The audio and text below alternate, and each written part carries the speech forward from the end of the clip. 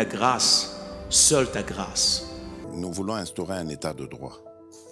Et dans un état de droit, il y a une justice indépendante.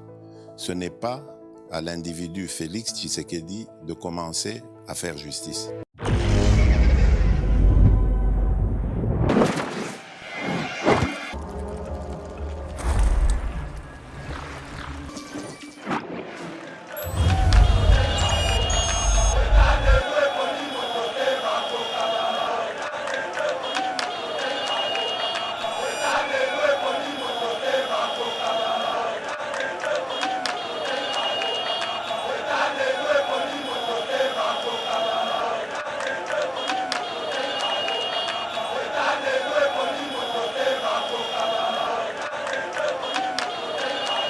Vous pensez aujourd'hui, Matata, na Fayulu, Batalani Balobani, mais nana yebite balietina ya Katumbi, ne bato ba savonner Matata Ponyo. Voilà. Nana yebite.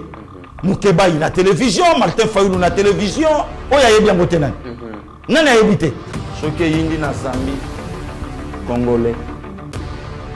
Soke yindi na Congo, Zambien. Na Zambie bako yebisa yo zalaka ya biso.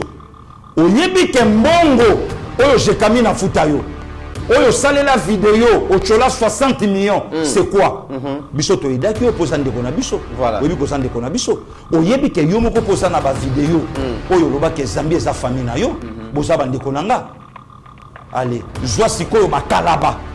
Ebs Cacao est un cacao en poudre de première qualité mêlant l'utile à l'agréable originaire d'Afrique. Les bio-cacao possèdent des propriétés médicinales et aphrodisiaques naturelles et puissantes. Notre cacao n'est composé d'aucun arôme artificiel, d'aucun colorant ou de conservateur. Avec de l'eau chaude, de l'eau tiède ou du lait, profitez d'un tendre goût des cacao. Avec BioEbs Cacao, vous êtes assuré de retrouver une capacité physique optimale. Un complément alimentaire conçu pour les hommes augmente la libido pour une santé sexuelle positive. 30 minutes après l'usage, vous avez des résultats positifs. C'est la première fois que j'ai goûté un complément alimentaire sain, propre, bio, sans produits chimiques et sans aucun effet secondaire et qui fait des merveilles. Tout ce qui est écrit pour ce produit est vrai. Bien fait et pour le cœur et la morale, lutte contre l'hypertension et le diabète.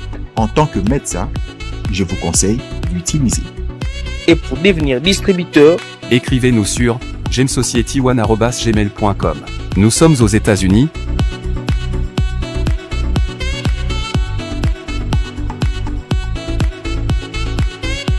En France.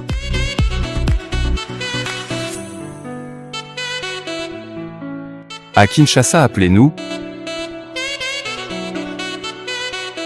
Nous sommes au Gabon. Nous sommes en Afrique du Sud.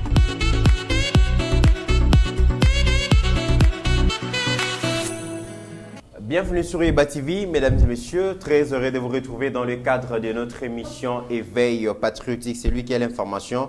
À les pouvoirs et nous avons ce devoir de venir vous donner tout ce qu'il y a comme information où Ezali Bongo qui domine scène politique et la République démocratique du Congo et merci de nous avoir choisi pour vous informer. Le Lotoko Lopela, mesdames et messieurs, sortie médiatique il y a ancien premier ministre Matata Ponyo Mapon Oyo à Salakilo Bongo en France 24.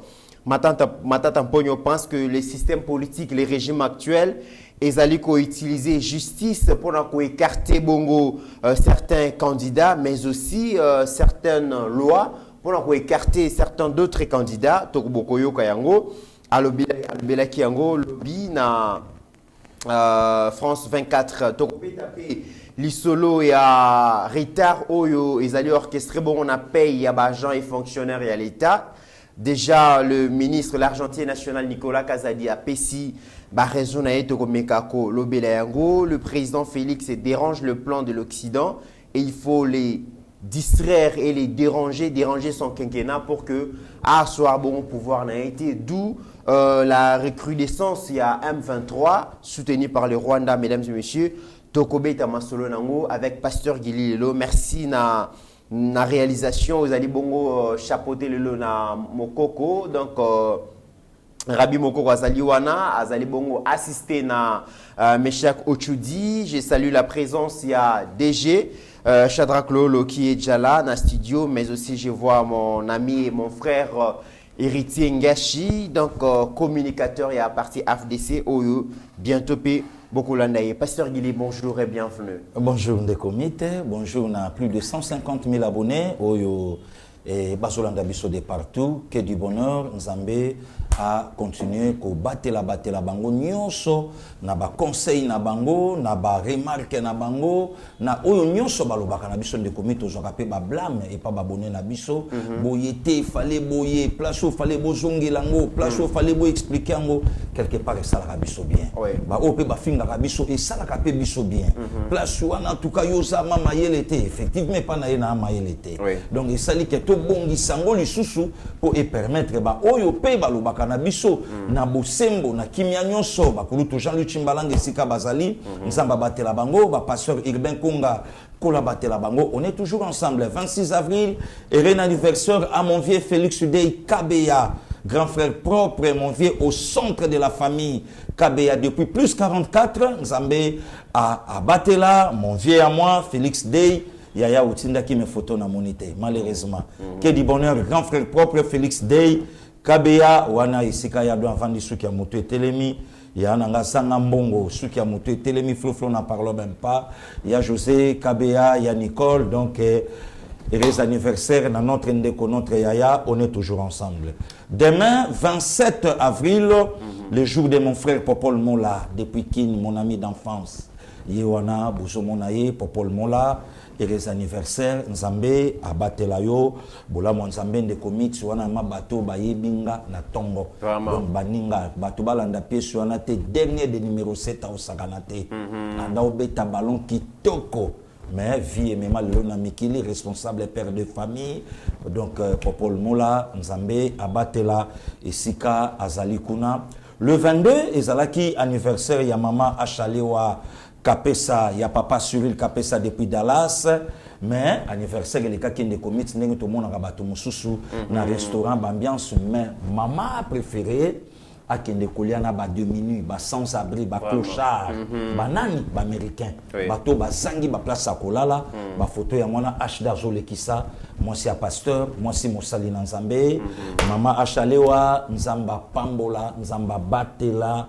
na eloko sali en tout cas bola mo Nzambe et kanisa pe bakitani na yo donc banda kisa o photo ça tala une congolaise na États-Unis mais tala motema na ya malamu vraiment merci mon pasteur mon frère papa Cyril nzamba batela couple na yo abatela mosungi na yo abatela pe bakitani na yo on est toujours ensemble avec Yeba TV bande konyo so bazan États-Unis précisément à Dallas nzambe abatela bino tous ensemble.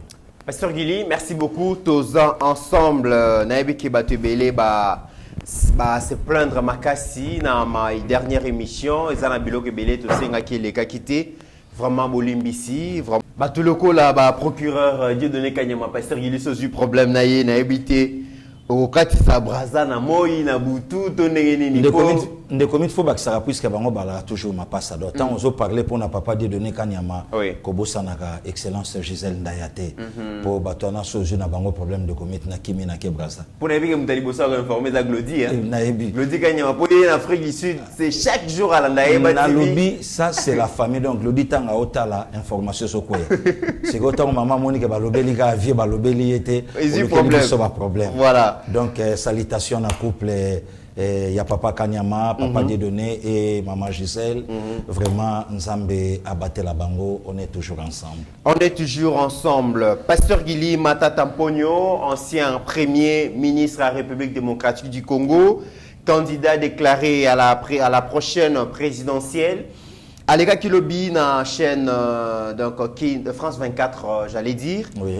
Mais Makambu Oyo Matata Mponyo a lobby et ont mérité quand même réaction na yo parce que na sortie médiatique na ye Matata Mponyo a lobby que le régime en place et instauré système moko ya ko éliminer ba candidat na prochaines élections présidentielles et bah système on est soit système judiciaire bazali ko utiliser justice pour instrumentaliser justice pour écarter bah challenger il y a président Félix, mais bazali peut ko utiliser certaines propositions de loi pour écarter d'autres candidats loi Tchani Pasteur Guili pour na ya lobby bazo utiliser justice pour écarter Yematata procès Bukangalonzo bazali ko utiliser donc proposition de loi Tchani pour écarter bongo Moïse Katumbi Pasteur Guili le Bénin le comité eza mawa pe passi et na babiloko mususu batu mususu bazoloba na kende nango na première volet ka ndenge ye moko abandi alobi abandi nanu na ko éliminer ba candidat oui na ebiteti sikoyo ba éliminer candidat nani non abandi na justice alobi non régime oyo instrumentaliser justice pour écarter certains candidats nde comité na lobby matata uta kona kritilelo matata la kabiso alobi na yembangu na répondre na justice oyo bato ba asima nango depuis matata ya tilelo matata nanu a répondre. Ça c'est un deuxième élément. Quelle justice oyo lelo déjà basi ba ou soit ba tindiki ou soit bazo salela yango o déjà essaie longoli candidat moko associé na ye lelo azwa qui problème na pouvoir passer o esali ke abimi sous malade mais régime o matata azo critiquer lelo et ordonner ba pesa associé na ye passeport lelo associé na ya zongi azape ganga film lelo. Deuxième élément, le long des comités tant matata azoloba bato yo bakendaka ko enquêter ou soit ko inspecter na Bukangalonzo un Katangé de père et de mère, ancien premier ministre il y a coalition FCC cash. Tu as réservé d'ailleurs deux vidéos à Liboso Togota la donc dossier nanu ya matata ponyo wana ya Bukangalonzo très bien expliqué par l'inspection générale Gilles Alingeti. Toyo kana le rapport voilà parce que c'est ces dossiers que matata ponyo azosa la légion. Merci. Toyo kana le conclusion il y a enquête par rapport il y a dossier Bukangalonzo ou inspection générale des finances et ça là et puis toya kota la ndenge nini site wana ezalaka abandonné et l'ancien premier ministre Ilunga Ilunkamba akendaka kota la totala nonu tolanda nanu Gilles Alingeti par rapport à dossier Bukangalonzo. Cause du débat financier de ces projets. Les résultats obtenus par l'inspection générale des finances peuvent être résumés de la manière suivante. Montant décaissé par les trésors publics, 285 millions de dollars. Situation actuelle du projet, 80 millions de dollars, dont 40 millions pour la station électrique. Montant perdu par l'État, 205 millions de dollars. Cause de ce débat, l'inspection générale des finances constate que l'échec de ce projet était déjà planifié dans sa conception. Deuxième élément, les marchés avec les partenaires non expérimentés et qui n'évoluent même pas dans le secteur agricole et ce marché a été passé de gré à gré. Troisième élément à la base du débat, une surfacturation en moyenne de 1 à 10 pour l'acquisition des équipements et des intrants agricoles. Quatrième cause du débâcle, 80% des paiements surfacturés ont été logés dans un compte se trouvant en Afrique du Sud où les complices se retrouvaient régulièrement pour se partager les bulletins. Cinquième élément, surfacturation présumée des travaux de soutirage de l'électricité sur la ligne Inga à 40 millions de dollars avec un trop paiement de 2 millions de dollars. Sixième élément, sur les 285 millions de dollars décaissés par le Trésor, 80 millions de dollars seulement ont réellement servi au parc agricole. Pasteur, il était aussi Kolanda, conclusion, il y a rapport, il y a dossier Bukangalonzo, mais c'est révoltant, c'est énervant, c'est choquant, et par moments, les mots manquent pour qualifier Likambu Oyo et belé à Mbongo Oyo et Kenda na projet wana kakaboy. 285 millions. 205 millions et bunga. Si ko bateau balaki ba bénéficiaire, il y a projet Bukangalonzo. Oyo matata a piétina. Puisque c'est lui qui était le premier ministre Nathan Wana. Lelo matata Bukangalonzo monanate, batouana ba bénéficiaire na projet wanate, mais matata lingi par force par nko a dirigé Siko Bango na makasi. De comite banini carte pilar et yaka pona ko bimisa babilo ke belé na ancien premier ministre Ilunga Ilunkamba akamwe ayoki passe oyo lelo Christian Mwando alobi nesika kufela eloko yo a empaqueté bakatangé selon ye, mais un katangé de père et de mère a regretté tant à mon makamboyo. Donc, ba moteur et kenda na ba bateau na ba hors-bord était quand même mbongo ebima et somba ba biloko wana mbongo ya l'état. Ne commit na tiki na parenthèse on a fait la parenthèse mon co. Au laxabiso vidéo il y a président à 18 ans. Akena Kasai a bêti le solo. En fait, vrai problème il y a Kendela Kasai, il y a la candidat numéro 3.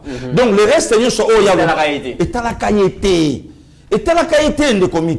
Il y a un moment de temps à bandi que makamba barrage à Katende, à bandi makamba miba. Donc à oumela na ye nangote. Avant d'awanate, pour yebi que etalingaite makambo na bino. Mais bino moko boyebi que je suis candidat numéro 3. De commit et souka wanate. Mbongo ya barrage à Katende ebima.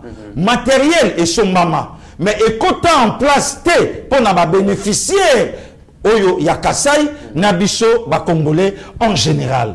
Mais tolali tolamuki bato balobi fazonga puisque za David yemtaza na vision ya kitoko ya mboka oyo. Nakangi parenthèse pour mon bateau yo ba gérer kibiso. Et puis bateau ba comprendre que biftec et donc et kimi bango na monoko. Il faut tout ça là par tous les moyens et zonga. Le nom matata lobi régime yo et utiliser justice pour émater challenger il y a président Félix Ndeko Mitterrand. Est-ce que les bateaux nyon sobala qui na Lubumbashi parmi bangona nazana poa na bateau yo bazalaka na Genève les bateaux wana nyon sobala na Lubumbashi parmi bango Ndeko Mitterrand parmi bango nani azana poa nani ana poa il y a Vital Kamerhe il y a Genève. Il y a Jean-Pierre Bemba, il y a Genève, Nana Anapoa, personne de comité. Mais pas un poids, Pasteur Guili.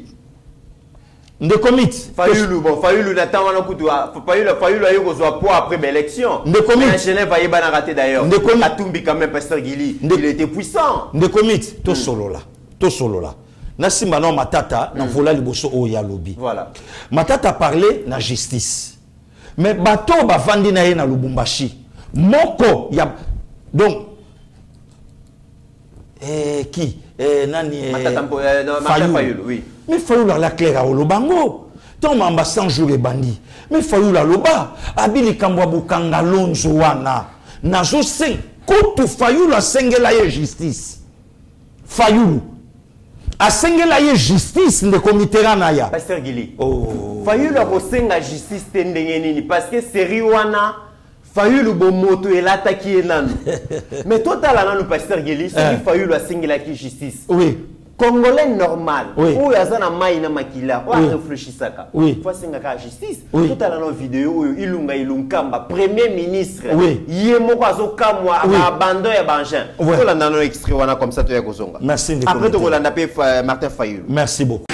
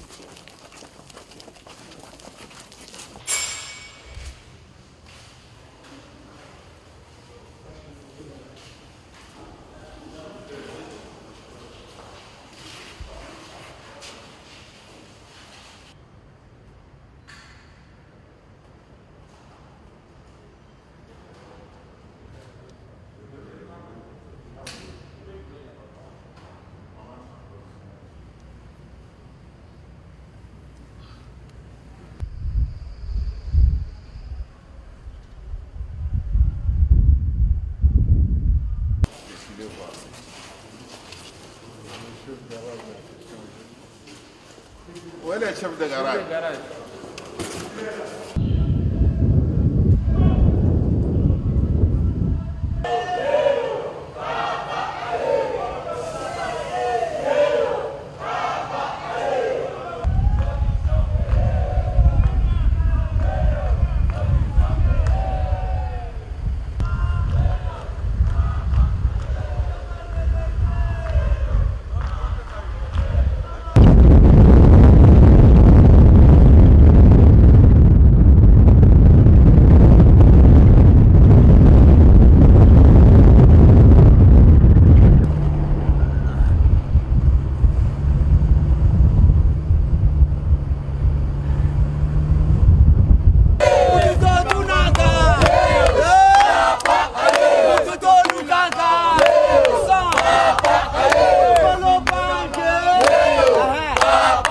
Pasteur Gili Kolanda déjà descente ya Ilunga Ilunkamba amoni banjan des millions de dollars dépensés pour na kosomba biloko wana mais kota la ba abandona yango boy d'ailleurs ba monteur mususu ya ba engin mususu place kenda et banité. C'était tout à fait normal et réaction ba congolais nyonso Pasteur Gili et sengela kezala lokola réaction Martin Fayulu tolanda yango. Merci. Mais ce qui tue notre pays sur le plan de la gouvernance, c'est les cancers de la corruption et du pillage des deniers publics. Ainsi, au nom du peuple, j'exige que toute la lumière soit faite sur toutes les affaires ténébreuses de corruption, notamment Le projet Boukangalonzo, qui semble être la plus grande escroquerie d'État. Pasteur Guiliou, Martin Fayulu a réagi comme tout Congolais. Propriétaire Yambongo Wana. Ndekomi souligner que Ilunga Ilunkamba FCC. Oui. Même famille politique. Et Augustin Matata Pogno. Même famille politique a regretté. Wana justice exacte. Oui. La personne de Ilunga Ilunkamba a regretté. Mafa. Atala le gabi maintenant likamboyo il faut bolande lango. Lelo yo et Matata azoluka a se laver. En fait justice mutu et ko laver. Matata fallait akende ye moko aloba kena yoka ki bozo parler pour na likambo Boukangalonzo, mais voici aujourd'hui na ye devant la justice na expliquer qu'est-ce qui s'est passé na problème ya Boukangalonzo ngaye mais Matata abonanate Matata bandi ba chantage. Deuxième alinéa ya propos ya Augustin Matata Pogno a le gabi de certaines lois au lelo république et jolingecha pour écarter ba candidat Mosusu. Mais le côté la deuxième loi wana mais la lingi aussi lisano mukeli sous Matata. Oui. Makambu o Matata sali yako boma projet Boukangalonzo oyo. Eza biloko oyo zali ko maintenir peuple congolais na pauvreté parce que le lobby comme masangu na okatanga pasteur masangu zomona na te tobeta lisolo sécurité alimentaire ezali mais tobeta même na lisolo ya ben incendie Matata le bakata maman Pascaline voilà ba moto oyo bandi na Kinshasa voilà ba moto eza na bato ba derrière yango voilà. Alors comportement ya Matata ezaka ya comportement ya Matata te eza comportement ya Kabili Mubimba mais ce comportement est très bien expliqué par Denis Mukwege le docteur le politicien dans la déclaration j'ai aimé jour où Kendaka qu'on s'est présenté et pas à Mindele à décrire situation ya mboka na pauvreté mais banane bazaki ba auteur nango to ka Denis Mukwege. Merci de commettre. Voilà. Je m'appelle Denis Mukwege. Je viens d'un pays le plus riche de la planète. Pourtant, le peuple de mon pays est parmi les plus pauvres du monde.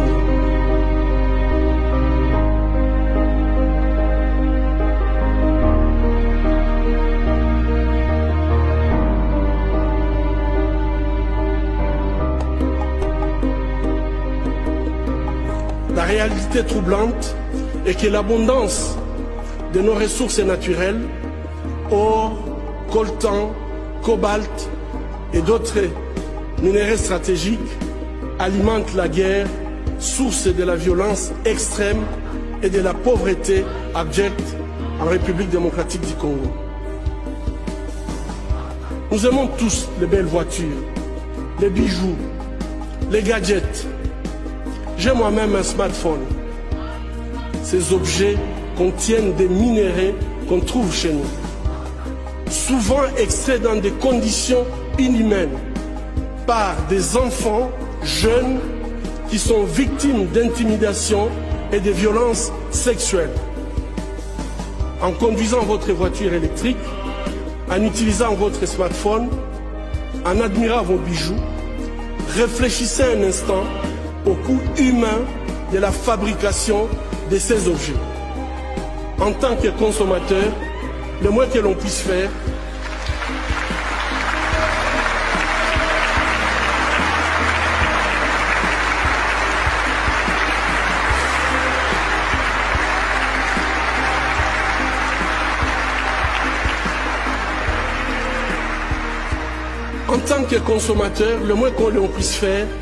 est d'insister que ces produits soient fabriqués dans le respect de la dignité humaine. Fermer les yeux devant les drames, c'est être complice. Un jour comme les autres, l'hôpital a reçu un appel. Au bout du fil, un collègue en larmes implorait: s'il vous plaît, envoyez-nous rapidement une ambulance. S'il vous plaît, dépêchez-vous. Ainsi, nous avons envoyé une ambulance, comme nous le faisons habituellement. 2 heures plus tard, l'ambulance est revenue. À l'intérieur, une petite fille de juste 18 mois. Elle saignait abondamment et a été immédiatement amenée en salle d'opération.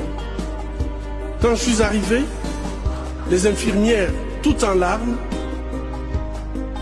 la vessie du nourrisson, son appareil génital, son rectum étaient gravement endommagés par la pénétration d'un adulte. Nous prions en silence. Mon Dieu, dites-nous que ce que nous voyons n'est pas vrai. Dites-nous que c'est un mauvais rêve. Dites-nous qu'au réveil, tout ira bien. Mais ce n'était pas un mauvais rêve. C'était la réalité. C'est devenu notre nouvelle réalité en République démocratique du Congo. Pasteur Guillemet, Makamoudeni Mukwege lobby. Mais bah auteur, il y a souffrance, il y a peuple, il y a passe, il y a peuple. Ce n'est que le Matata et compagnie, Pasteur Guili. Mais c'est ça, les comités naya. Abimbo kananga izana pasi, il faut bosungango, patati patata, boina boina boina boina boy. Les comités, est-ce que yebaka pourquoi pouvoir à 18 ans et comme ça a denu Mukwege? Puisque c'est comme si bango bayeba que denu Mukwege a prix Nobel Jacob. Oh, Pasteur Guili. Prix Nobel il a pété mais Jacob. Jacob. Yango batikala jamais ko yambaye ko honorer. Voilà. Et le côté pourquoi puisque des comités naya bango bayeba que bazo fabriquer mutu moko lobby par rapport na ye nde mutu akoya ko succéder biso. Na vu la personne de Denis Mukwege. Tango l'axi vidéo ake kolele pas bato. Mais Denis Mukwege aza ami ya bato lelo yo bato boli este. Denis Mukwege aza ami.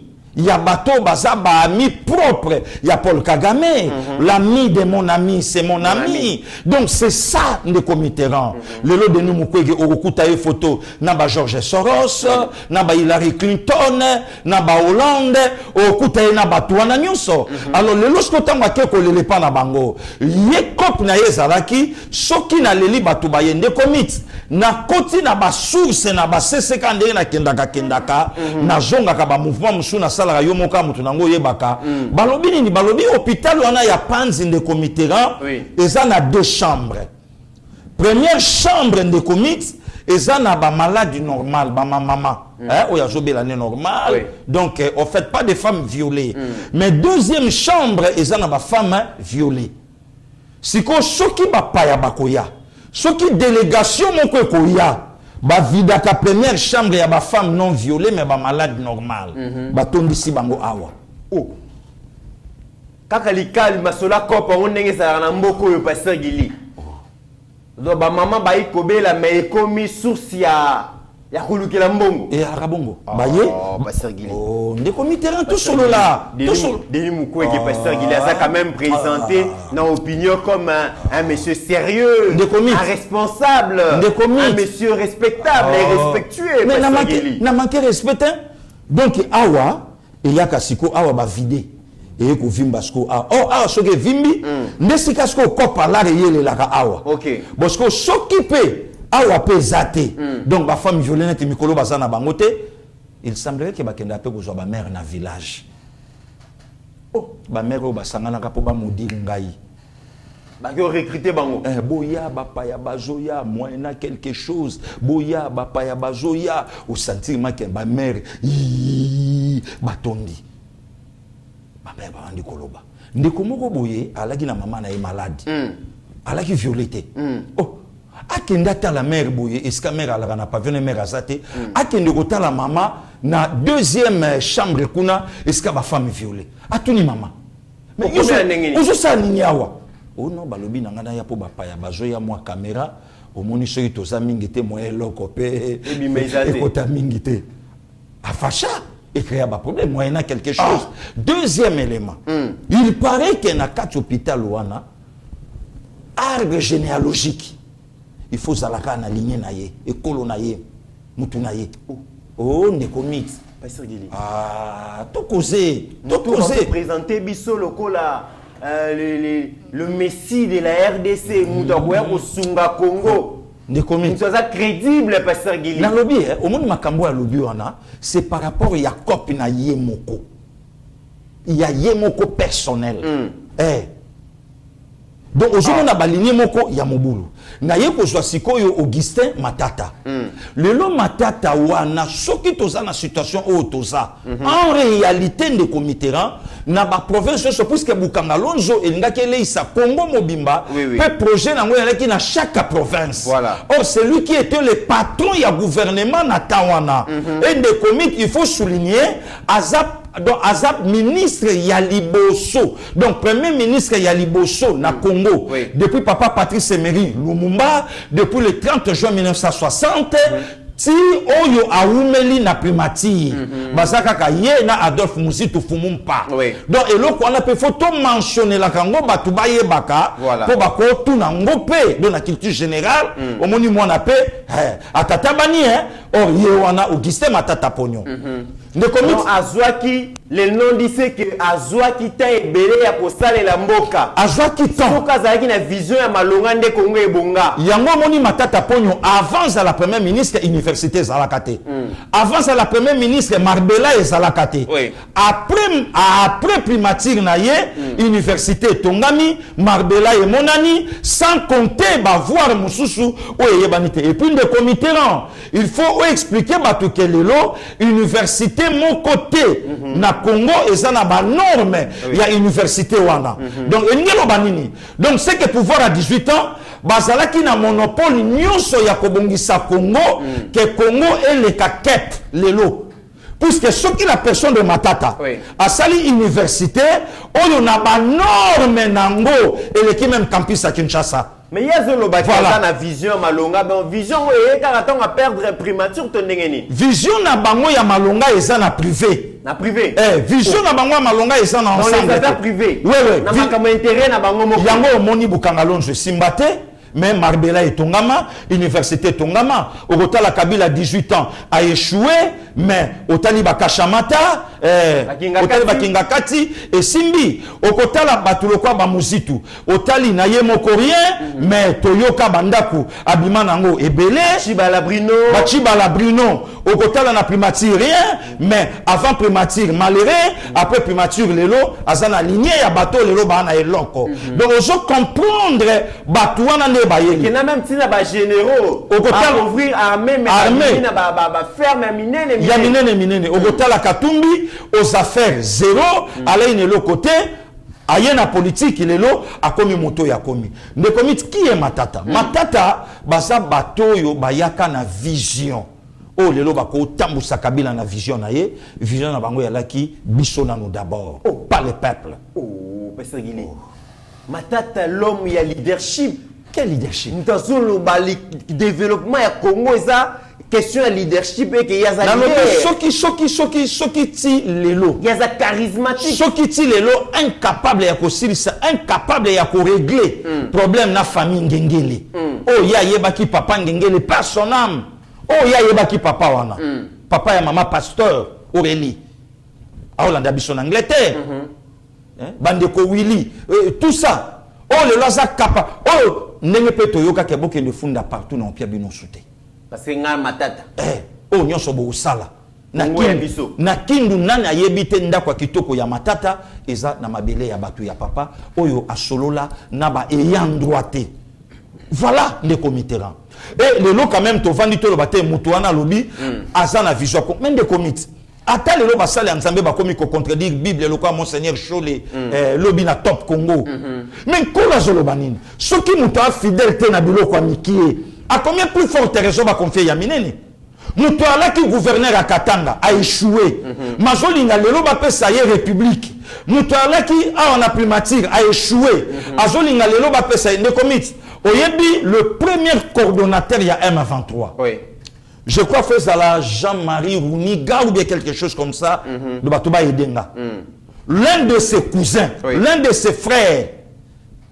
Ndenge pe toyoki. Aza moko ya ba avocat. Nakati ya la corporation ya avocat ya Matata. Ya Matata. Ndenge pe toyoki. Allez-y comprendre. Parce que mais Matata déjà na sortie médiatique né à lobi na zo alandaka yo hein. Oui. Abi na zo kabatu musu balobi bazwi ke na za congolais alors que tata na maman nga ba yebi bango. Te ne commit. Nana sepelaka puisque batu fo balandaka nga pour lelo na za parmi batu pe basimbi communication. Ya mboka ona maboko. Très bien. Do falandanga. Balandaka biso. Très bien. Puisque bayebi ke bateau bango ba embaucha. Ba ko sala travail yote. Il y a un frère à moi, Padin Padingani, que je salue, en France. Alors, ndeko nga lingaka yo, puisque yo défendaka motute, mais yo défendaka mboka. Voilà. Puisque motako finit par koleka lobby, mboka. Et ce que yo tuna batuana, ndeko mito sur la personne de Délice Sanga. Lelo, l'intello. Là, on a dit ce qu'on vient pas, c'est un grand frère pour moi, on a lingaka mingi. L'homme sérieux. Na lobby. Moi, intelligence au limite, mais sérieux de vous. Non, oh, sérieux na boyi. Na boyi ne commit. Même il est mon grand frère Ayebi. Mayo le limite. Oh. Mais sérieux net. Tu sérieux na boyi. Ne commit. Même denga bandi wana. A aussi ça na bangote. Oui, bien, bien. Na yebi. Ndenga bandi wana. Déjà kaka likambo. Il y a candidature commun et bomi bango. C'est difficile lelo. Basa la communication moko balobana et aussi mbate. Ne commit na ça parmi batutovana yo bandeko ba olanda biso na commentaire ba yebi oyo na lobaka na yo ke Genève ko simbate et ko simbate pourquoi puisque mutu oyo asimbaka Genève asalaka Genève c'est Félix Antoine Tshisekedi Tshilombo. OK. Ne komi to zalana yo mon frère. Wana nzoto nikie tala moi tête to bunda bunda. Wana batu musule lo ba ocha makele na communication. Basa de l'autre côté ba musuna bandule ba musuna donc ayambaka na ba sala nzambe. Wana papa Chimbalanga abi avec ta chemise blanche. Blanche. La cravate rouge. Jean-Louis. Vous comprenez des communes. Donc, Nassat, ça parmi Batoyo, Tolobaka que Genève est aussi mbaté. Pourquoi Genève est aussi mbaté? Et ça n'a pas tout na Katuana, Bakokai Kotala na Boyne Longité. Or, le central à Genève, c'était Félix Antoine Tshisekedi Tshilombo. Vous pensez aujourd'hui, Matata, na Fayulu, Batala ni Balobani. Mais, nana yebite ba yetina ya Katumbi. Ne bato ba savonner Matata Pogno. Voilà. Nana yebite. Moukeba il a télévision, Martin Fayoulou na télévision, oya yebi yango tenan. Nana yebite. Très bien. Voilà. Quand on a deuxième volet, il y a Makamu Matata Lobby qui est besoin d'instrumentaliser justice, Djiboyo Kiango. Dans ces studios, je salue la présence, il y a troisième intellectuel, il y a Kabeyaka Mwanga Papi Djosso. Babi, les représentants certifiés, confirmés, le communicateur, il y a Aldec, parti cher à Excellence Adel Kaïna Maïna. Maître Papi na ma chaussette à verre. Biso Migolo, couleur verte, les Makambu. Dans mon équipe, pièce Morabeta qui a gagné photo, mais il y a problème. La lobby là, maman de la sakala na ba communicateur, Siko Yonde. Azui ma pièce rare. Voilà. Un boxeur, un joueur. Donc, ayebi quoi, juste tir. Aldec, Ezo Yokan, Ezo Lobama, Papi Djosso est là. Population par moment, il y a un moment Nabilo, Moussou, Pasteur Guili, comme droit de l'homme, faut retirer mon panzi, hein.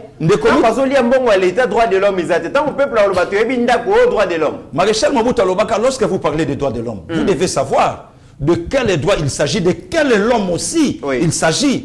Donc, ça a été le Kambupato, là, qui n'a pas droit de l'homme, Le président Fachi Alobakango habite aux a besoin de la population, il y a peuple, on ne sait pas mettre la rabicho maboko, mais basala exigeant na ba leader na bango. Voilà maintenant exemple. Donc, Babilo Kwabosko Yebisanga. Il fallait mon Konzamboka comme chef du village, Akenda Tongapui, Akenda Salaboye, Asabou. Mais non, il fallait quand même Mbappé ça marcher, n'a représentant. Yambo quand même, voilà maintenant l'exemple. Mais comme il Babilo Kabo Senga qui n'a bisoba congolais. To fandi botolobi bon OK. Le coup la justice, tout le monde a netité. La justice est décevant. Et d'ailleurs, parce qu'il y a comme justice, on est le bien, on a quand même Cour de cassation, c'est déclaré incompétente à juger Matata Pogno. Ça veut dire que dans la République démocratique du Congo, Matata, c'est un citoyen intouchable. Donc, c'est que... Donc, c'est que justice Sambo Cannabiso, ne commit, n'a quand même un plaisir, tout ça, n'a mettre papier. Justice, c'est ça qu'a mon corps partout dans le monde. Ce qui le loba Sarkozy ba Osamba, ce qui le loba Chirac ba Osamba, Donald Trump, Trump, mais à combien plus forte raison en ces premiers minutes. Donc c'est que Kabila, c'est un super homme. Donc ceux qui m'attendent c'est Kabila to bossa. Donc ba Arma Tungulu, ba Kenda au Félé, ba Chebea au Félé, ba Fidel Bazana au Félé. Vous comprenez? Ba Marius Gangale. baya Guy omeonga place bafandaka baya Romain Kitoko ba Dr Dieudonné Mukubwa Kambangu baya nanga Sylvain Chivois na Bandal ba commandant Olivier Delille ba PDG Paul ba yoka pasi donc ba kenda na bango ofele pona nini soki matata na cour ya constitution o soki ya nini na ya cassation lelo donc c'est que même Kabila donc avant de lobby ngai nzambe ya Congo mais non c'est inconcevable de comité là ya Mabiba ko baza incompétente. Lelo babilo ko nyonso oyo il faut tout landelango. Au moins lelo peuple vraiment ko kako telema lelo na tongo. Lelo mercredi soki 26 août na tongo. Peuple a telemi alobi non matata yo zelana no biso peuple bato yo zolinga o kambesa biso. Bato yo pe ba ko voter yo le 23 décembre eza biso. Mais biso zelana no tomona non clair na likambu ya bukangalonzo. Zelana mutika wana biso moko. Ndekomit tangu ayeko parler na deuxième volet. Deuxième volet izali sikoyo matata mponyo alobi ye bazo utiliser justice pour na ko écarter ye.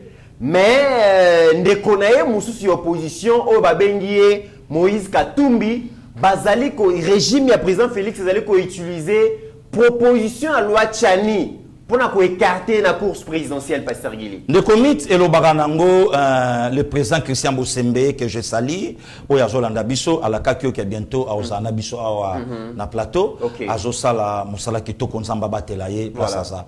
Alors bakelo komoko ata lobango na kimia mais des fois c'est kaka. Alobi abi Pasteur Guili faut lire. Batu fo batanga. Batu fo batanga ka ba livre batu fo ba yekola. Pourquoi alobaka eloko wana?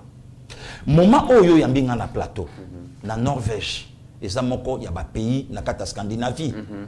Princesse na bango lelo ba norvégien na ba norvégien ba oboya pourquoi? Aza lié avec un africain. Or il fallait succéder déjà na trône. Ba olandanga ba okamwa. Il fallait avant da déjà na ngwende. Mais bana ya mboka bandeko na ye balobi okovanda na trône te po mutu oyo zana ye akoya kozwa mbongo na biso.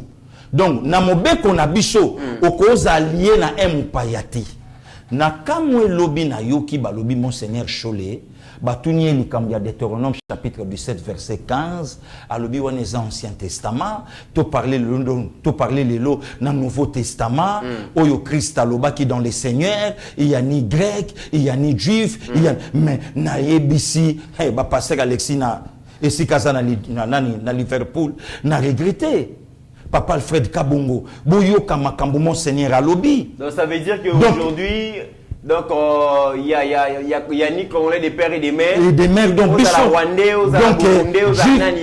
donc juif des pères à Koko ma président awa Monseigneur Cholet à Koko ma Monseigneur na Italie italien à Koko ma président na yebite et c'est salami wapi ndekomiti ya qui nanga ko dépendaka na pocha motuté soko komi ko dépendre na pocha motu okoma ko sala makambo yo poche wana et otinda yo mais oyo Monseigneur azolo ndekomiti mais et comme il la kisa Seigneur Pasteur Guili bango baza déjà baza bien na lobi na yo incapable na poche ya na lobi incapable ya ko expliquer verset biblique oh yaza Monseigneur incapable ya ko expliquer verset biblique. Vous pensez que mbongo oyo ezo uta kasho bwende zali ko bungisa même explication ya évangile? Je ne sais pas na batata mpelo je ne sais pas de Mitterrand na parler kaka to vandi totali vidéo ya tata moko tata wana balobi noko po bakomo bimanda mundambu tata wana balobi noko ya Moïse Katumbi ba journaliste ba kititi kuna ba kekozwa noko avandi mais tata wana papa Kandu batu baye bien na likasi papa travailla na Jekami a travaillé na Jekami j'ai eu papa wana afandi na kampon pitoleki likasi na yo maître papi Joshua koyeba non le ya kankontwe papa ana fandi côté wana depuis quand papa wana komi musanga lelo batu nyonso bayebi papa wana un sujet zambien il semblerait kutu moko ya joueur moko ayebana na mboka na biso abala koko na ye Il semblerait que moko ya joueur ya mboka na biso abala ko kwa tatawana. Ça veut dire que Moussa Sombinoko. Donc batu bakomi ndekomit ngana na noko nanga lelo atiki biso 21 ans. Ndenge tosa no mission boye edingwe moto na ngenge anguluma ya edi mwana matete ya solo azana bomoyi. Ya edi aya epana biso na ingende 133 siège ya ndonda Puma Noir maître Puma zana poto nana kufite. Pauvre maman zolamba fufu mama tala bwangulu makota bana ngilingiri bayebi makambo wana baya boni moto gashi makambo na oloba bayebi yango ngilingiri ningani edingwa longwe matete ayeko luka Puma na fief sika Puma alataka masque. Est-ce que lelonga funa ke luka noko bana ngilingiri akala bayebi ke gili neve ya presa Kasidi et sika bakacher nyonso babandaka koya na sa mwana muke na mona bosei premier na vélo après accident na mona botamba Hercule aye ko senga mbonge pa na biso ya edingwa azali bakata morso wana balakisa ya edi azana matete alobake petu wana ko selinga makambo balakisa ya edingwe azamuta osakana ete mais à combien plus forte raison lelo de comité na ya ngai na kosa noko au contraire bande konyoso alikasi toleki likasi soki 4 fois ngala yo voilà hein bande konyoso bayebi ke tata wana c'est un sujet zambien de comité na ya to vandi lelo toza seul pays au monde maître Papier Zolanda biso toza seul pays oyo loi ezobatela même na bapaya bazo ya wate même na bana mboka oyo ezobatela bangote mais siko quand même photo salango na Afrique du Sud mutu kwa za la même chauffeur taxi ya pamba il faut za la de père et de mère sud-africaine mais pasteur Guillemot Tamponya lobi tangu Moïse Katumba azalaki gouverneur azalaki congolais tangu azalaki na opposition azalaki congolais il est congolais mais tangu il est congolais à s'opposer na président Félix il est congolais il est congolais mais yebisa matata ke c'est pas l'IDPS même pas président Félix et Zabangote yebisa matata ponyo na famille politique na bango ya FCC ne batu babanda kutu makambuana c'est pas l'IDPS non problème matata pasteur Gili azalé congolais ministre de l'agriculture, ministre de l'élevage, donc avec l'élevage, à l'attaque yango, il y a recherche scientifique. Mafa go travailler jamais na président Félix. Mafa le bac mamabora président Félix Ezali Mbindo.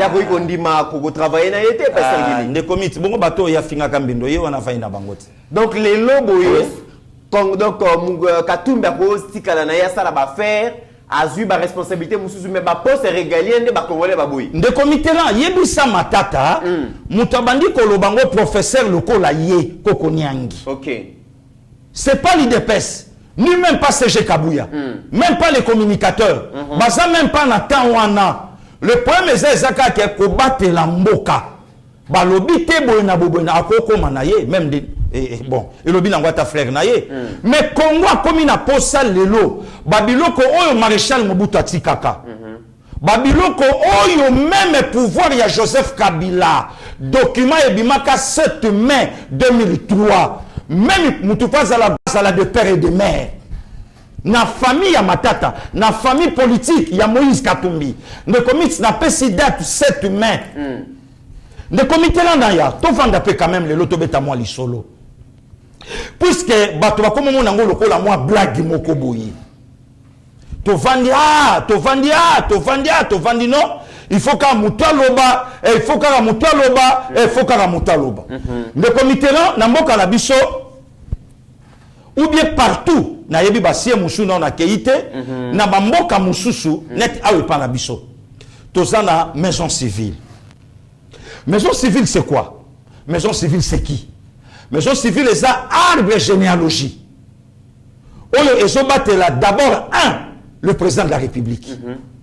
Moyen mo konzamboka avanda abimisa mbongo na ye na poche apesa ndeko na ye moko boye baye ko chama kelele. Azobela. Non. Yango moni maison civile na biso ezalaki géré par Monseigneur Gérard Moulumba de ses mémoires. Oh, Batunyon Soba, yebaki ke le frère cadet, il y a Etienne Sekedi. Oh, bisona lingala tolobaka, papa leki ya mokonzi ya mboka. Cela veut dire quoi? Monseigneur Gérard, contrôler nyonso ya famille. Ba santé, ba classe, ba problème, ba biloke bele bele. Pour éthique kanzela na mokonzi ya mboka, atala siko boalu wachitunga. Boalu wachitunga. Oyo ba nango donga ta yana nga Josar Kayimbe, boalu wachitunga atala siko yango. Et soki kaka wana te. Ekeipe na mama mokonzi ya mboka. Oui. Composition nzete wana. Généalogie wana. Yango moni lelo na Ghana. Tozana ambassadrice ya RD Congo na Ghana, Madame Jeannette Niakeo. Donc dès que ka oloki kombo, otali pena elongi, olobia la sœur biologique ya première dame ya mboka na biso. Yango moni na Kenya, tozana ambassadeur John Niakeo. Batu lelo bayoki, mais batu bayebite ke papa wana a travaillé un peu déjà na bagarre civile. Batu bayebite ke papa aleka pe na kampa. Batu bayebite ke papa wana azala parmi bato bazala na Yaoundé pour na koyamba Laurent Désiré Kabila le 16 janvier 2001. Batu pe bayebite ke ambassadeur John Yakeru le loi comment na sérieux problème ya ko fêter même anniversaire na ye puisque bota m'appelle le 16 janvier. Donc batu batika la kaka show kitunda non, bazala pe na ambassadeur John. Kokana teke mwana mama na ye. Voilà. Akoko m'appelle première dame. Si kon de commitera na limbola batu malamu puisque batu baso sakana na mboka. Batu sakana na mboka. Makasi de commitera na ya. Oh. Wana sikoyo wana une explication, il y a gestion à maison civile. Maison civile chef de l'État. Il y a chef de l'État. Vous estimez que prenons l'exemple que Katumbi président de la République. Yango maison civile et kozala ndengeni. Maison civile wana ezo gérer botata. Il y a mokonzi mboka, bo mama ya mokonzi mboka. OK. Moi j'ai de preuves, naza mwana ngiringiri. Naza lié na famille ya mama Marthe Kasalou Tshisekedi. Pour na koni na bango. Oui. Moko na bango autotika biso lelo 3 ans, c'était mon frère, mon ami Gilles Katous Katumba par son âme. OK. Yende petit frère na ye. Oya landie na sima lelo bourgmestre ya komina Masina. Lelo azo fêté 49e anniversaire na ye ya mbotama puisque c'est mon aîné de 6 jours. Vous comprenez de Comitera? Famille bana bazwa ka traitement na oya pona nini? Généalogie, famille présidentielle. Famille présidentielle de Comitera. Tolali tolamuki, problème était. Moïse Katumbi Chapwe, président de la République. Katumbi. Pasteur Gili. Boloba Kito. Safwa bimina balabala makolongulu. Mukeba ya bimina nyangwe. Mboke changé. Francis Kalombo ba chaîne à télévision. Et comme yaye. Le col a pas bête la car. Voilà qui fait en parler naïe. Tolo. Tolo Bakinini. Voilà l'homme qu'il faut. À la place qu'il faut. Moïse Katumbi Chapwe, président de la République. Biloko akolia boko somba lisute. Soko saka na posanza la biloko yango mokweye. Voilà. Oko matasu mutukate. Soza na posa déplacement. Au pumbuki loko la ndeke. Au komi place au koma. Pour la nini Katumbi président de la République. C'est bien bon. Apprêter serment. Moi, Moïse Katumbi Chapwe, élu président de la République démocratique du Congo. Moïse Katumbi. Maison civile, la composition. Wana batu ba yebite. Wana mama oya onika kwanga ayebite. Composition ya botata ya Moïse Katumbi. Bazebede siko baye. Bazebede baye. Ba grec baye. Baye golia mbonga Congo. Ba juif baye. Ba italien baye. Ba zambien baye. Là maintenant c'est officiellement de commit. On est sous problème té. wana eza su likambo ya infiltration te wana eza su likambo te o boye na boye te ndeko miti yo na oya oza na pouvoir te moto na pouvoir kuna Materazi alandi frère na ye moto na pouvoir kuna ZBD alandi cousin na ye président de la République démocratique du Congo élu officiellement par le peuple. On a peuple à bien voté. On a si le peuple comme si on comprendre valeur il y a loi au photobaté là beaucoup de mboka. De commit toke na Zambie. Non toke na bon maman. Tilelo.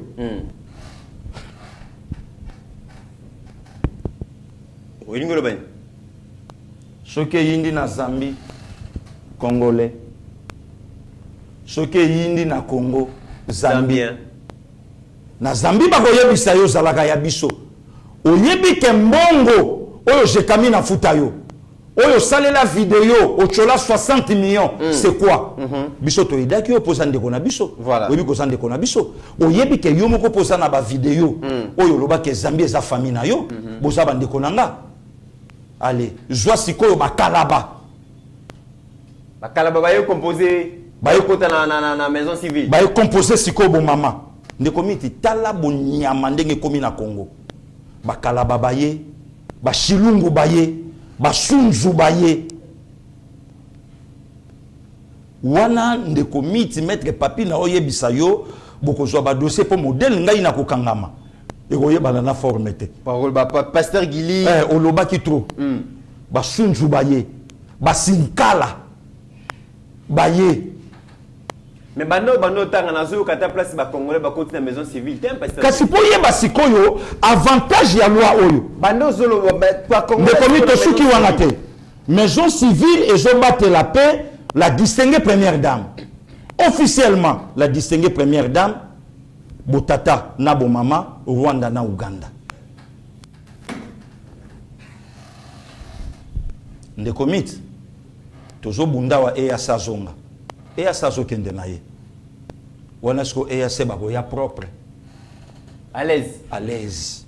Dans la maison civile na oyo ki attaque ba congolais ba quantité. Wana siko balandi mwana na bango. Ba neva Museveni ba yao. Ba petit frère Paul Kagame ba yao. Officiellement. Ndeko mit wana mboka tekami teke. Wana mboka eza liso occupé. On est à moi maison civile et ça lipe moi recommandation ya batou. Voilà. Pas gérer moi entreprise, pas gérer moi institution. Voilà. Donc infiltration ya propre. Wana infiltration te baye.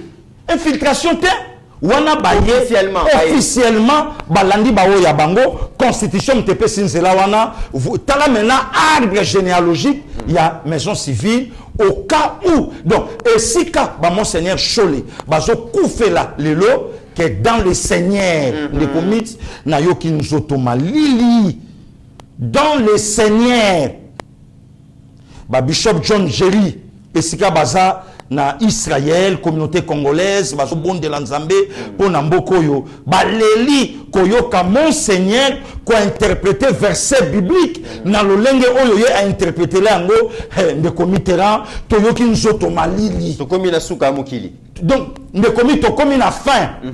Et le lot, ma tata se permet, il y a kolobake de certaines lois et jeter les mapona kolongola ba candidat mususu na présidentielle de komitera balingi mboko yote balingi mboko yote mais bazande na posa oyo mboka oyo ezomisa. Très bien, c'est ça.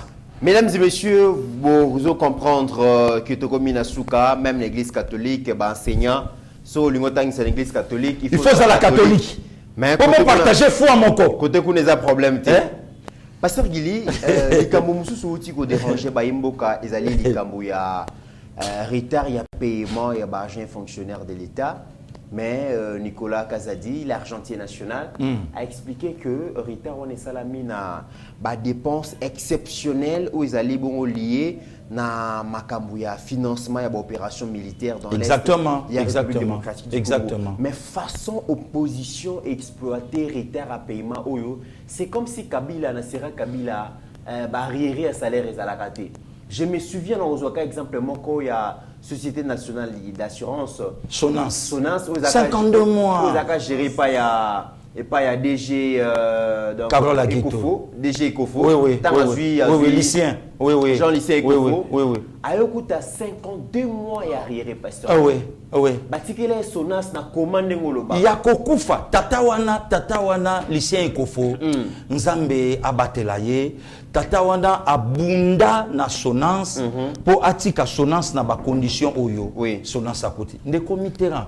Combien de mandala la tobanda koleka chaque jour na boulevard na Onatra ba cercueil ba pne kotumba ma combien de fois de commit et aujourd'hui na oyo nyonso régime oyo sala na oyo nyonso béton zo sala na oyo nyonso Nicolas Kazadi ao sala nani akotombola mongongo ya kolobake bo sali détournement to bolembongo.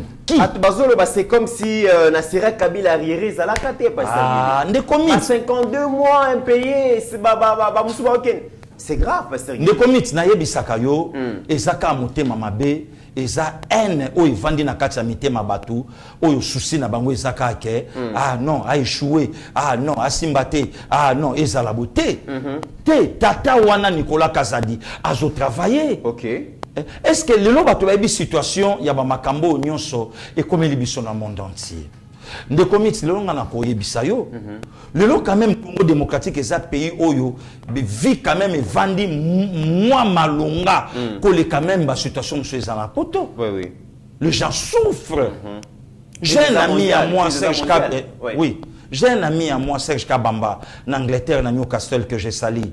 Abilidé na osonga l'année prochaine en mboka nanga na kosa misa nanga awa rien ibele est-ce que bato balobela kango Ndeko Mitterrand situation nini oyo lelo fachi a hérité na mboka oyo est-ce que lelo pouvoir à 18 ans bakoye bisabiso domaine moko batika bien na lobi bien moko ni balete domaine moko batika bien bongo lelo fachi aye et que domaine ngwe baby. C'est que Maman Del Kainda au Salalelo n'a pas ministère public depuis portefeuille ça l'a qu'à portefeuille. Maman on a coûté même bâtiment y a pas un ministère à portefeuille. Très sale. Na lobby mawatro ba vitre ya kopanzana ministère ya portefeuille poubelle salangomba na sima kolobate.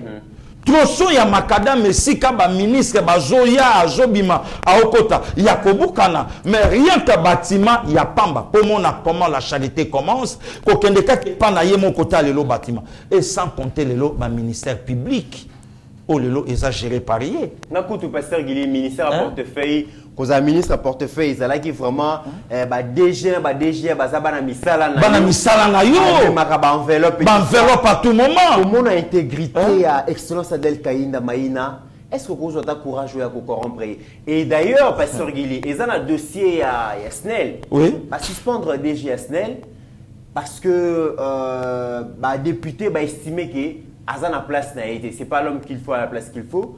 Mais déjà, FCC va dire qu'on manigancer pour qu'il y ait Kozonga. Mais il faut mon pression au bâti sur Excellence Adel Kainda Balobi Sengeli a retiré décision la suspension naé. Ngabi même oui maman on a été parce que Ndeko Mitterrand. Est-ce que le FCC a parlé dans les camps il y a pression, il y a bateau il y a non. Le loyo bande konabiso na aéroport international Yanjili Baolela.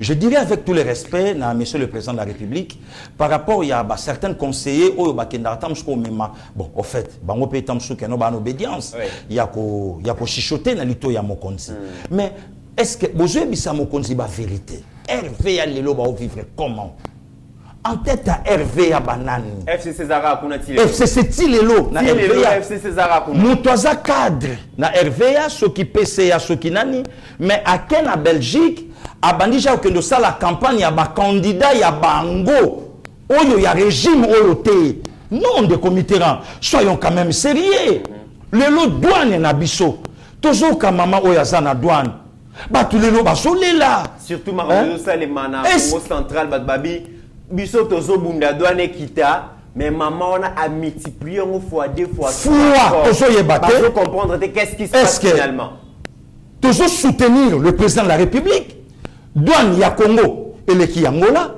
donc espoir oyo nyonso bande qu'on a vu diaspora balaki nango toujours yebate est-ce que le président de la République et je comme la na matoi que douane et mati en guise yani alors que douane est doublé et triplé n'a problème nini expliquez quand même Batou quand même Bayeba qu'est-ce qui se passe parce que est-ce que ça conteneur à 40 pieds le Batou baza essoufflé n'en parlons même pas est-ce que ça n'a pas mon côté pasteur Guili balobi donc Nyama ou police à l'idée sous la canne exactement est-ce qu'il n'y a pas des infiltrés dans l'institution bazo pelisa moto malé non basali de comité c'est quinquennat chef de l'État vieux parce que ma décision monsieur Zozouama c'est comme si peuple azali laissé de côté pasteur papa Franco ayemba kangwa lobi maréchal Mobutu fongola miso bandokina no basilité le longa pe pasteur Guili na websa mokonza mboka ameka fongola no miso bandokina no basilité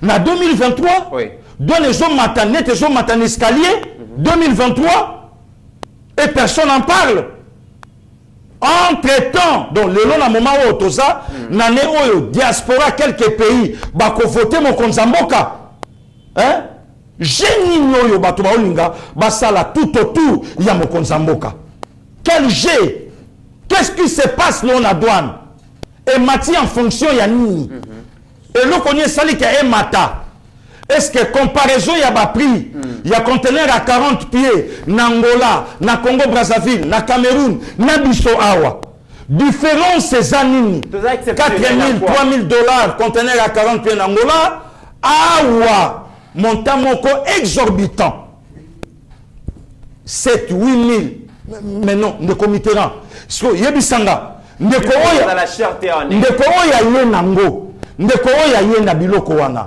d'abord nanu 8000 wana ezana sans compter ce que ba branche musu ya kokota donc mutupo abimisa 40 pieds azo dépasser 10 000 12 000 $ na mboka na ye na régime bandeko bakena Anvers est-ce que ba papa bojenze lo bazakuna na Anvers bakomi batuni na Anvers babi babite eza bisote eza kune pa na biso et non oui pas na bino est-ce que le chef de l'État est au courant politique douanière est très chère na Congo est-ce que le président de la République a saisi na makambo zo le Canada voilà les comités donc il y a deux infiltrés si le répond nini azana conseil mo ka s'approche à Mokonzi il faut battre la kanga comme ça quota et je c'est pas le cas avec Bamineta Del Kainda or le lot même azala qui même victime il y a intégrité naie il y a moko lobaki yango il y a loyauté naie na mboka naie et puis vis-à-vis à son président de la République Fachi Beton très bien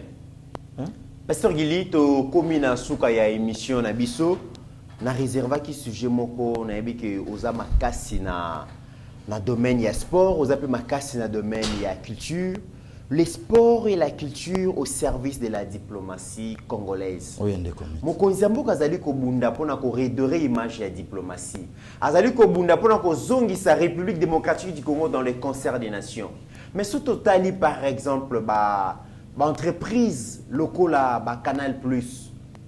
Kota la nyonso salemaka ezali bongo média au service ya diplomatie à France. OK. Ce totali ba industrie cinématographique na États-Unis Hollywood bon c'est la culture américaine au bazali ko imposer on a monde à travers le cinéma na bango. OK. Hollywood le boye ba film nigérien bon quand même que Nigeria azo répandre culture naé à travers l'Afrique, à travers le monde. Na makambo ba film bazali ko sala. To kota la pe ba sport ba pays mususu et comme ko kota mbongo ebele na ba budget na bango po sport et télémi. Mais pasteur Guili, exemple cas Brésil des comités. Brésil aujourd'hui, foot ezali komoko Brésil so yebani ezabale. Oui. Mais pasteur Guili na mboka na biso République démocratique du Congo oyo ezali pays ba sportif, pardon, j'allais dire, mboka ba sportif, mais aussi ezali mboka ya mboka ya culture. Tout ça na diversité culturelle. 450 tribus déjà. Ils ont l'accès qui est 450 cultures. Oui. Oui. Mais est-ce que tout ça est là quand pasteur Guili? Est-ce que sport, la culture, zo permettre à cannabis de vendre diplomatie? Des comités ngana sepeli lelo tango mokonza mboka a joué sport en général a pesi yango na mwana mboka oyo a ebi sport donc non seulement ka foot. Oui. lelo de commis faut d'abord dans le domaine à sport. Il faut système moko ya travail quota et meka échanger. De commis n'a pas cet exemple. To vandaka awa après ba vie Belchika, pe à son âme, ba boxer, tout ça ba moka demanda ba bimaki mais ba bimi tendenge, ba junior makabu ba bimi lelo. Ndenge banani ba Martin Bakole. Martin Bakole. Lelo zomona bakola obundana mundela betier makofi mundela koi. Mais ndé connaît congolais awa na plateau lobby. Azondi maté. À corrompre mundelo anaka po mamba 100 000 leka. Tala degré ya haine. De commis lelo na domaine ya bale to zongi sima. Au contraire toza grande nation ya football ya mboka na biso. Ya mboka na biso. De commis lelo na ba mboka mosusu soki Shabani nonda komi batuba olenga. Bazis makukula ba joueur akal ba komi mais lelo tala bale ya mboka na biso ndenge ba sisi yango valeur. Pona nini politique oyo e yaki. Alors cette fois-ci avec le vieux François Kabulo, biso nyonso tozo soutenir ye. Ba championnat o ya parc ezalaka na ampleur ezonga. Ba discipline o mususu ba judo ba biloke belé ezongisa ba valeur nango pour et permettre et matsa quand même sport na biso et tomboma. Domaine la culture de comiteran. Côté on a kutu koloba même pas. Na komisi nzambe banda ndeko na biso Guy Gola Kundami internet evandi kimia siko. Tozolo ke événement mususu e ya pour internet la mokapo ndeko miti o to moni na internet a Congo na matanga ya ndeko yo en tout cas Pesi Maloba président Christian Bosembe azana musala ya kosala ndeko miti image kaka moko chaîne kaka moko wana mais bakaboli yango na 4 titres et comme ba série na lobby ko voilà émission est comme na 4 séries et comme ba série ya liboso eleki yami bale yami sa na lobby na yo malheureusement quand on la linga olanda biloka bongo on la lingi buzoba mais na lobby na yo mais otali même ba otala ba vue au lobby mais otali même de konabiso à moi si donc à lamuki pamba du micro a bandita otali pe kuna ya mobali ya lamuki pa otali pe mais en tout cas eloka na ngana féliciter ba gaulois vraiment ndeko na biso Guy Kundami na kimia ba porter polémique fandaki bolingonde yango wana bolingonde yango wana que du courage na ndeko na biso fere na yebi ke ceux qui a fongolé libiso porte to koluka payer to réconforter to pesa pe makasi puisque za ya biso lobaka nde makambango ekoma ata soko yo tala mutume moyo kote zate po ba biro ba olingate mais ceux quand même ba yoki biso ba marka usu bazawana balandaka biso ba fongola quand même porte biso peto pesa ba makaso ya biso tolio ya biso atala nzolo ya zokende ndeko miti biso za culture moko ya mboka na biso ba yaya o ya kala kisasa so balandi parti na oloba to alaka na théâtre moko erenyaka ya sao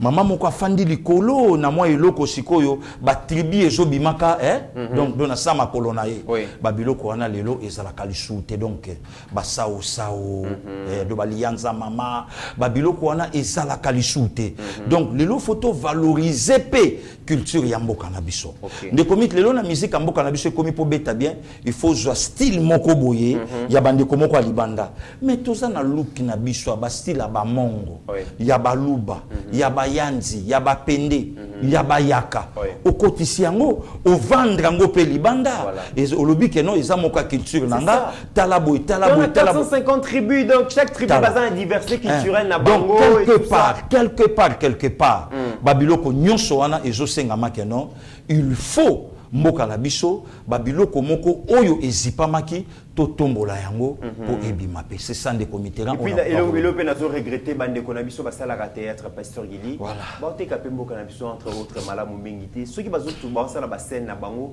ba ko ponera ba place à salité à ville Kinshasa ça aussi autant ba cinéma na États-Unis na ba Nigeria jamais ba ko la place ya mabe parce que ba yebi ke ba théâtre wana ba film wana et ko tali na ba mboka ebele monde entier l'image ya république mais comment on bakiko pour la place à salité c'est ça que ville à salité mais tout bon bango quand même Isaiah Bisso voilà des pour la place il y a bien ma place c'est historique ma place ça c'est la République démocratique du Congo ah mais c'est un beau pays ils ont fait ça na posa na koma voilà c'est comme ça bino boza agent à la agent commis à la diplomatie bino ne bozo teka image ya mboka libanda à travers le théâtre, à travers la musique, même à les musiciens, tout le monde ça la clip. Lucas place ça bien. Un Américain ne vendra jamais la mauvaise image à l'Amérique. Mais Ezali. Un Français ne vendra jamais la mauvaise image à France. Ezali. Mais on toujours il y a bien parce que il en va na honneur ya mboka. To kanisa makamwana et kozamala basa gilito komina suka mo ya clôture. Merci vraiment des comités. Merci na équipe ya Chata Direct Nabiso. Na moni déjà présence ya Papa Gisema la télévision, à Sinéja retournaye et ba grâce Vouda, ba maman Assunta grâce Vouda, Papa Willy et Bondaki. Donc maman Assunta, ya Papa Jacques Kolabatela, Vungule belle Veloti Mavungu, Jolie la maman, donc ba Bed Matondo mon ami mon frère, Nzambe a battre la bango quand même na Moussala au Bozo Sala. On est toujours ensemble. Donc nous continuons à défendre Mboka Nabiso et nous continuons à soutenir l'institution président de la République. Pourquoi? Puisque c'est notre frère, c'est notre sang. Voilà.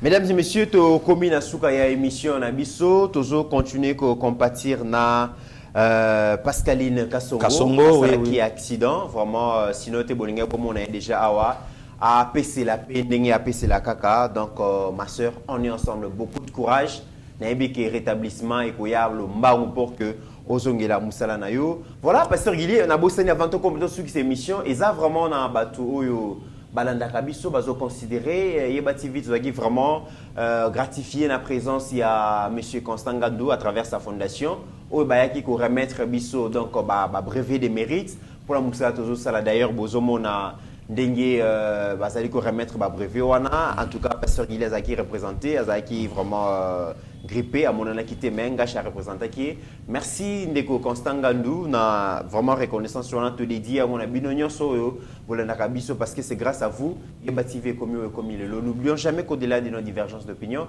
la RDC reste plus grande que la somme de nos ambitions individuelles. En attendant mesdames et messieurs, portez-vous bien car chaque jour est une vie. Merci. Ta grâce, seule ta grâce. Nous voulons instaurer un état de droit. Et dans un état de droit, il y a une justice indépendante. Ce n'est pas à l'individu Félix Tshisekedi de commencer à faire justice.